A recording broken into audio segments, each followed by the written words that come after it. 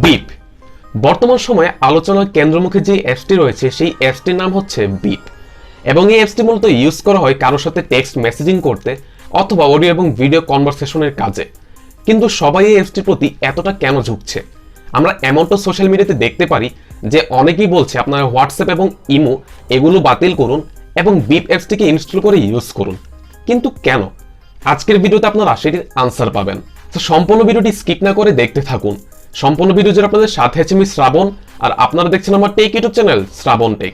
আর video শুরু করার আগে একটি কথা বলে নিতে চাই, আপনি যদি আমার চ্যানেলে নতুন দর্শক হয়ে থাকেন তাহলে কিন্তু নিচে থেকে লাল কালো বাটনটাতে প্রেস করে আমার ইউটিউব চ্যানেলটি অবশ্যই সাবস্ক্রাইব করে ফেলবেন। তো চলুন কথা না বলে আজকের ভিডিওটি শুরু করা যাক।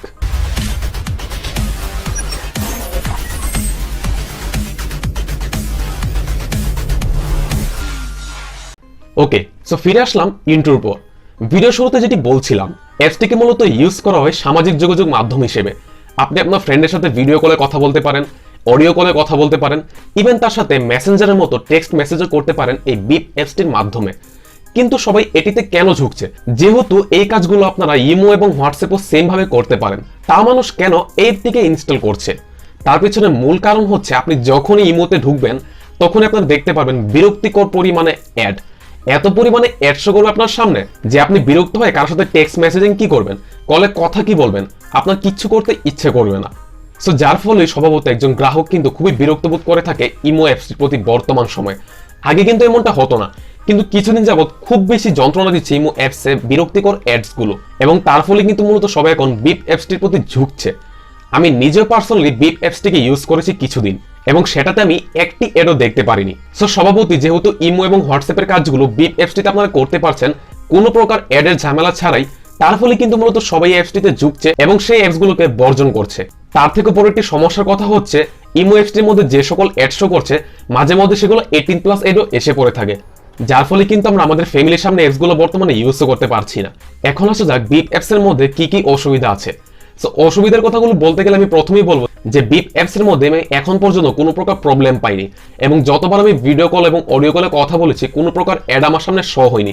একটা অ্যাড আমি পাইনি বিপ অ্যাপসের মধ্যে। তবে ছোট একটা প্রবলেম পেয়েছি, সেই প্রবলেমটি হচ্ছে আমি যখন প্রথমে লগ ইন করতে গিয়েছিলাম অ্যাপসটির মধ্যে এবং আমার নাম্বারটা আমি সেন্ড করি, তাদের কাছ থেকে আমার কাছে যে এসএমএসটি আসার কথা সেটি অনেক লেট হচ্ছিল, তা প্রায় ধরুন 15 থেকে 20 মিনিটের মতো। সো এটি যদি তারা ফিক্স না করে তাহলে আমি পার্সোনালি মনে করি যে অনেক অডিয়েন্স কিন্তু অ্যাপসটিকে স্কিপ করে চলে যাবে। সো বিপ অ্যাপসের কর্তৃপক্ষের কাছে আমার রিকোয়েস্ট থাকবে যে আপনারা অতি শীঘ্রই এই বাগটি আপনারা দূর করুন। তাছাড়া এমনিতে আর কোনো সমস্যা আমি পাইনি। সো আপনাদের উদ্দেশ্যে আমি বলবো যারা ভিডিওটি দেখছেন এবং যারা বিপ অ্যাপসটি বর্তমানে ইনস্টল করে ইউজ করবেন, তারা প্রথমে লগ ইন কোডটি যদি আপনার কাছে না আসে এবং না পেয়ে থাকেন তাহলে কিছুক্ষণ আপনারা অপেক্ষা করবেন। আশা করি আপনারা আপনাদের কোডটা পেয়ে যাবেন এবং লগ ইন করে ফেলতে পারেন খুব সহজে আপনার অ্যাপসটিতে। এবং যদি আপনারা লগ ইন করতে না পারেন তাহলে এই ভিডিওর কমেন্ট বক্সে আমাকে জানাবেন, আমি তাহলে এটা নিয়ে একটা ডেডিকেটেড ভিডিও আপনাদের জন্য মেক করে দিব। সো এই ছিল মূলত আমাদের আজকের আলোচনা বিপ অ্যাপস নিয়ে। আপনাদের যদি কোনো প্রকার মতামত থাকে বিপ অ্যাপস নিয়ে তাহলে এই ভিডিওর কমেন্ট সেকশনে আমাকে জানাতে পারেন। তাছাড়া আপনি জয়েন হয়ে যেতে পারেন আমার অফিসিয়াল ফেসবুক গ্রুপে, সেখানে আপনার যে কোনো ধরনের টেকনিক্যাল সমস্যার সমাধান আমি করে থাকি। আর লাইক দিয়ে দিতে পারেন আমার অফিসিয়াল ফেসবুক পেজে।